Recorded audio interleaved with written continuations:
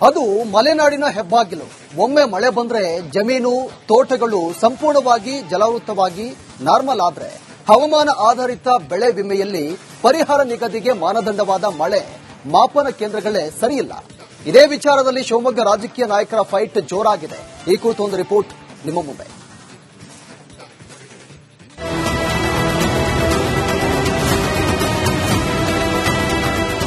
ಹೀಗೆ ಕಿತ್ತು ಹೋಗಿರುವಂತಹ ವೈರ್ಗಳು, ಮಳೆ ಬೀಳದಂತೆ ಚಾವಣಿ ಕೆಳಗೆ ಹಾಕಿರುವ ಈ ಮಾಪನ, ಬೆಳೆ ನಾಶದಿಂದ ರೈತರು ಪರದಾಟ.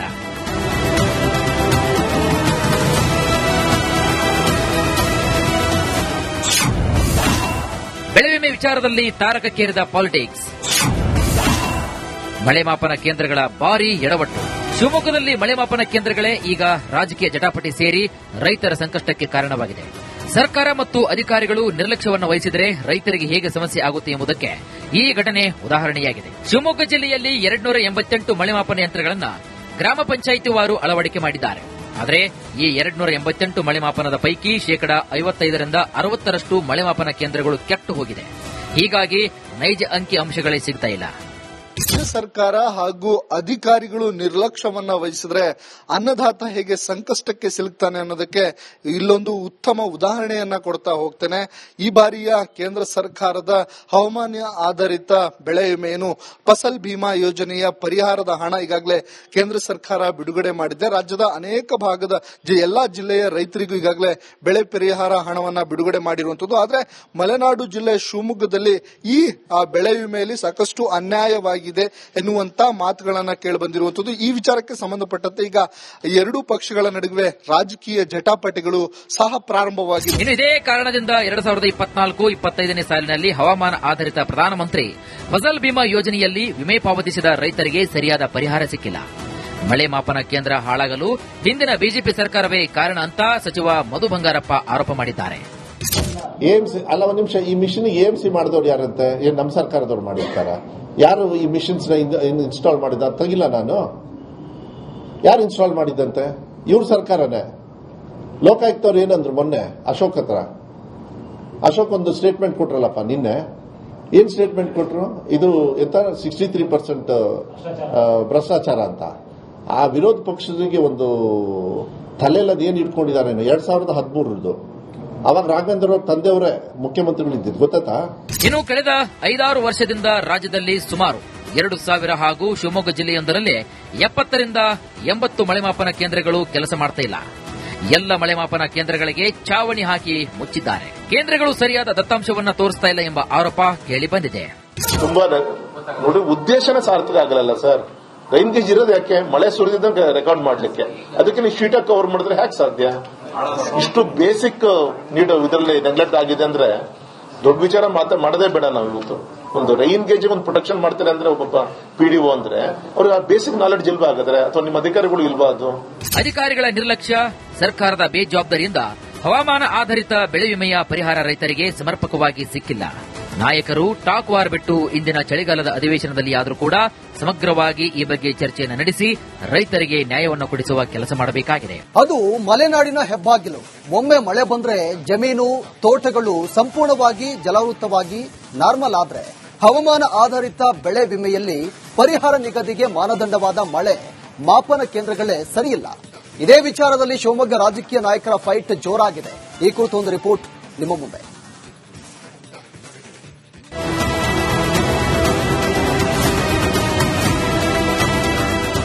ಹೀಗೆ ಕಿತ್ತು ಹೋಗಿರುವಂತಹ ವೈರ್ಗಳು, ಮಳೆ ಬೀಳದಂತೆ ಚಾವಣಿ ಕೆಳಗೆ ಹಾಕಿರುವ ಈ ಮಾಪನ, ಬೆಳೆ ನಾಶದಿಂದ ರೈತರು ಪರದಾಟ.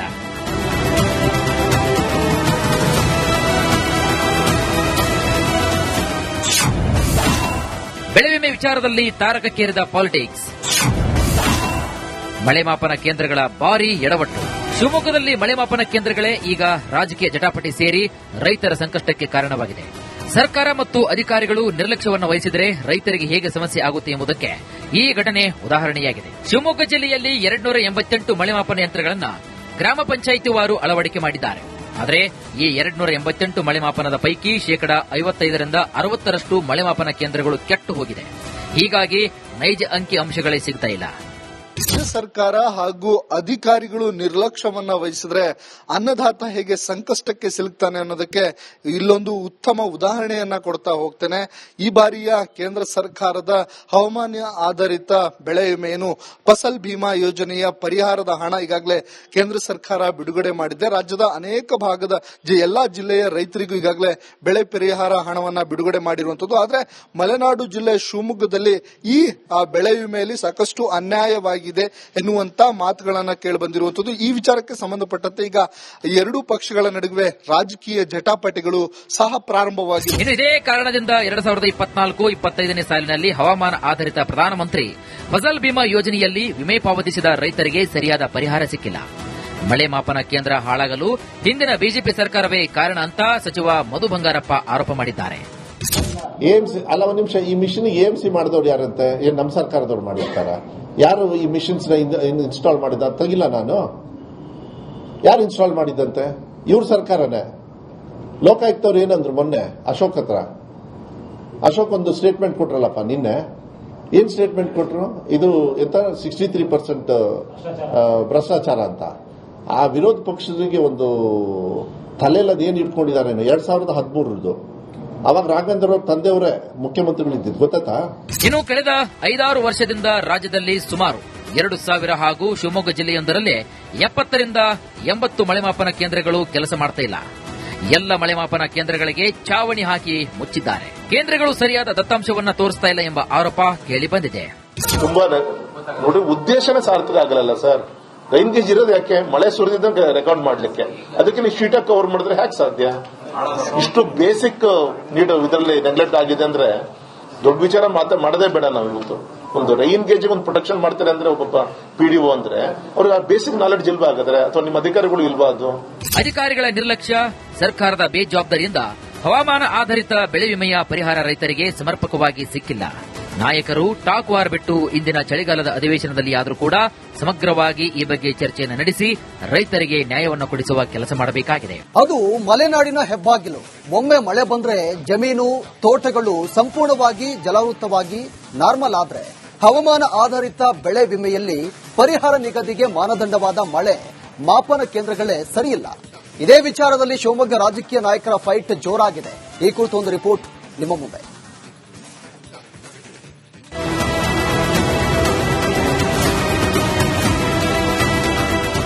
ಹೀಗೆ ಕಿತ್ತು ಹೋಗಿರುವಂತಹ ವೈರ್ಗಳು, ಮಳೆ ಬೀಳದಂತೆ ಚಾವಣಿ ಕೆಳಗೆ ಹಾಕಿರುವ ಈ ಮಾಪನ, ಬೆಳೆ ನಾಶದಿಂದ ರೈತರು ಪರದಾಟ.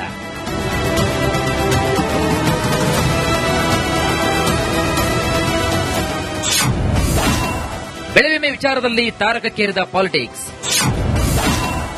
ಮಳೆ ಮಾಪನ ಕೇಂದ್ರಗಳ ಭಾರೀ ಎಡವಟ್ಟು. ಶಿವಮೊಗ್ಗದಲ್ಲಿ ಮಳೆ ಮಾಪನ ಕೇಂದ್ರಗಳೇ ಈಗ ರಾಜಕೀಯ ಜಟಾಪಟಿ ಸೇರಿ ರೈತರ ಸಂಕಷ್ಟಕ್ಕೆ ಕಾರಣವಾಗಿದೆ. ಸರ್ಕಾರ ಮತ್ತು ಅಧಿಕಾರಿಗಳು ನಿರ್ಲಕ್ಷ್ಯವನ್ನು ವಹಿಸಿದರೆ ರೈತರಿಗೆ ಹೇಗೆ ಸಮಸ್ಯೆ ಆಗುತ್ತೆ ಎಂಬುದಕ್ಕೆ ಈ ಘಟನೆ ಉದಾಹರಣೆಯಾಗಿದೆ. ಶಿವಮೊಗ್ಗ ಜಿಲ್ಲೆಯಲ್ಲಿ 288 ಮಳೆ ಮಾಪನ ಯಂತ್ರಗಳನ್ನು ಗ್ರಾಮ ಪಂಚಾಯಿತಿ ವಾರು ಅಳವಡಿಕೆ ಮಾಡಿದ್ದಾರೆ. ಆದರೆ ಈ 288 ಮಳೆ ಮಾಪನದ ಪೈಕಿ 55ರಿಂದ 60% ಮಳೆ ಮಾಪನ ಕೇಂದ್ರಗಳು ಕೆಟ್ಟು ಹೋಗಿದೆ. ಹೀಗಾಗಿ ನೈಜ ಅಂಕಿ ಅಂಶಗಳೇ ಸಿಗ್ತಾ ಇಲ್ಲ.